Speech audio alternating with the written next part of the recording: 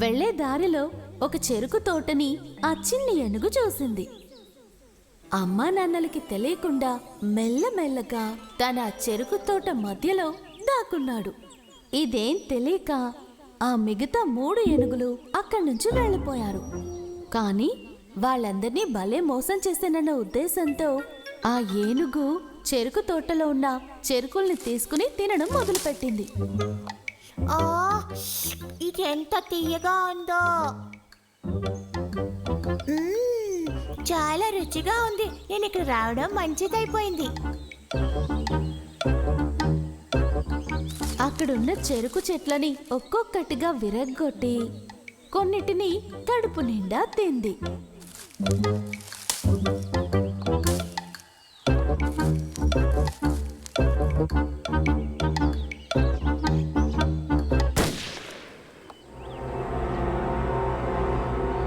అయ్యయ్యో, వేటగాడు!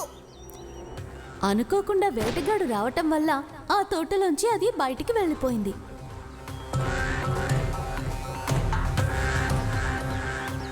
అయ్యయ్యో, ఎవరైనా కాపాడండి! నన్ను కాపాడండి! కాపాడండి! భయంతో బాగా ఏడవటం మొదలుపెట్టాడు. దారి తప్పి ఎక్కడికో వెళ్ళిన ఆ చిన్న ఏనుగు దారి తెలియక పరితపించాడు.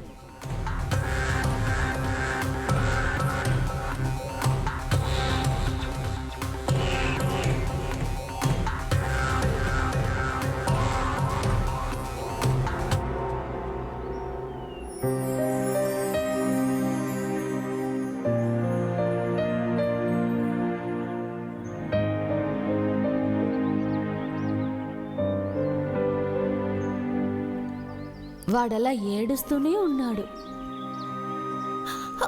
అయ్యయ్యో, అమ్మా నాన్న కనిపించట్లేదు. ఇప్పుడు నేను ఎలా వెళ్ళాలి? అమ్మా, అమ్మా, అమ్మా! కాని ఆ సమయంలో ఆ చిన్ని పక్షి ఆ చిన్న ఏనుగు ఏడుపుని పసిగట్టింది. ఎగురుకుంటూ తన దగ్గరికి వచ్చింది. అలా ఏడుస్తూ చెట్టు కింద కూర్చున్న ఏనుగుని తను చూసింది. చిన్న ఏనుగు, నువ్వెప్పుడు ఎందుకు ఏడుస్తున్నావు? నీకేమైంది? నేను దారి తప్పి వచ్చేసాను. నేను మా అమ్మ నాన్నని చూడాలి. నువ్వెలా ఇక్కడికి వచ్చావు?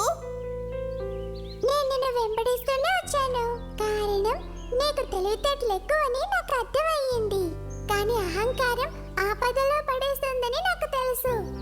అయ్యయ్యో, నాకిప్పుడు చాలా భయంగా ఉంది. ఏం భయపడకు, నేను కాపాడుతాను. నువ్వు నాతో పాటు రా. నేను మీ అమ్మ నాన్నల దగ్గర నిన్ను వదులుతాను.